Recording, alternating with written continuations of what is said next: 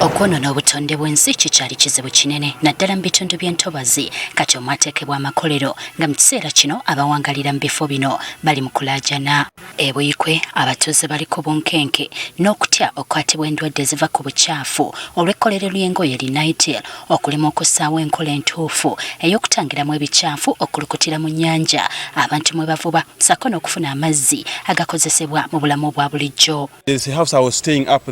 It damaged the whole house. I woke up in the morning. I found that the whole veranda has water, sewage. I call it sewage because the water was black. I decided to shift. Gera bingi mazzi genyini kusowejeze zitugobedde emirimu tetutayina watu kukkolera n'ogamba togende okukola wa tekitasoboka kyokka omugamba nti mugendako wali nga we musemberako wali oluusi abasirikale bwe babagoba n'emundu naye.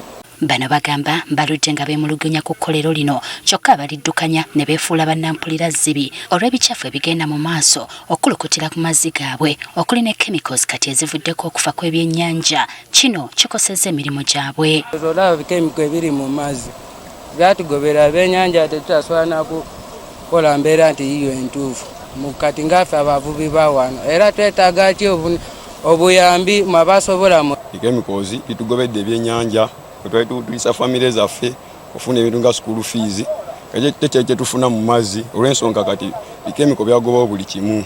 Lydia Kalemeera amyuka RDC w'enjeru atubuulidde nti ekkolero lino lyali lyaggalwa emyezi 2 emabega bagezeeko okwetereeza. Kituufu factories 2 zaggalwa sometime back nene tutuula nga ba stakeholders ne tugamba ekyo tekijja kumalawo kizibu katubate bakole under the supervision of the stakeholders tubenga tubakuumirako eriiso nga bwe batereeza. This sector has got so many actors to the extent that some actors are actually imposters.